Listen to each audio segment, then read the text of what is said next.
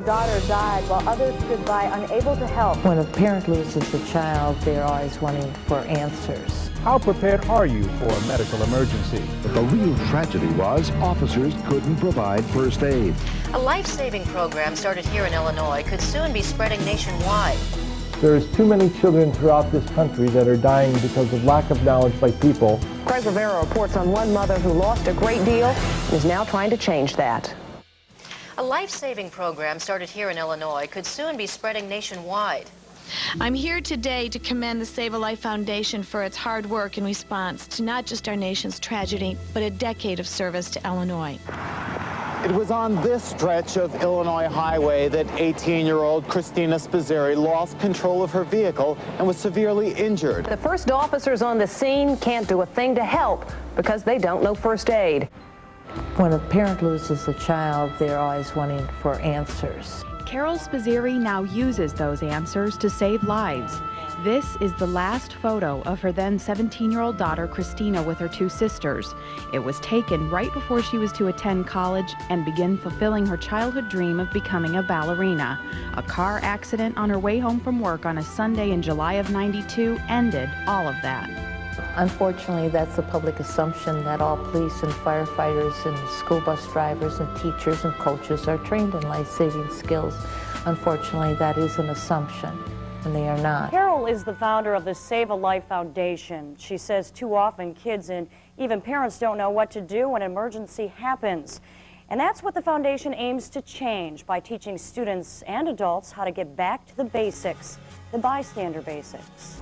The person that's there when an incident takes place gives the person the best chance to survive. If the person right on the scene know what to do or how to start something just prior to calling for us. Carol Spizzirri was instrumental in getting the state legislature to pass a law that all police officers going through the academy must have basic life-saving training.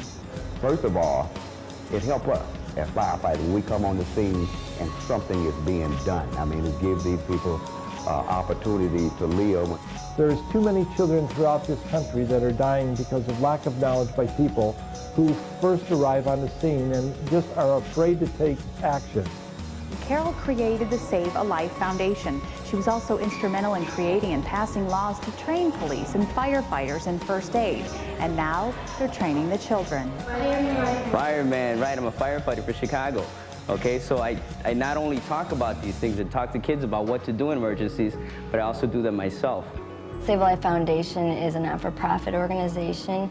We work with firefighters, police, anybody with any kind of medical background to go and train the basic CPR and first aid skills to children, to adults, to anybody that would like our training. Right now, the demand for Save Life programs is greater than the resources we have available. If it wasn't for these fundings, we wouldn't be able to train the kids for free.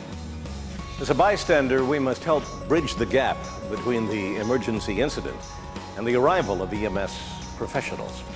The first link in the chain of survival and the foundation on which all other advanced care will depend in a life-threatening emergency. I had to take a negative of Chrissy's death and make other people aware and keep her alive in other people. It has been a tough fight, trying to overcome the pain of the loss of a child.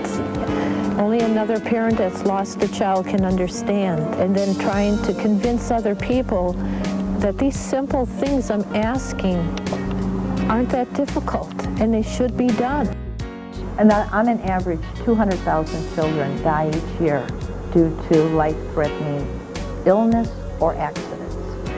50% of those children that die could have been saved if prompt aid were rendered before EMS got there. People that I assumed as a parent were able to render aid and act in an emergency, such as school teachers, coaches, police, are not trained in life-saving skills. I am only a vehicle. I am not what makes it happen. It's the people that are around me. Save a Life Foundation, I developed to train the masses. The need to train everybody in basic life-saving skills.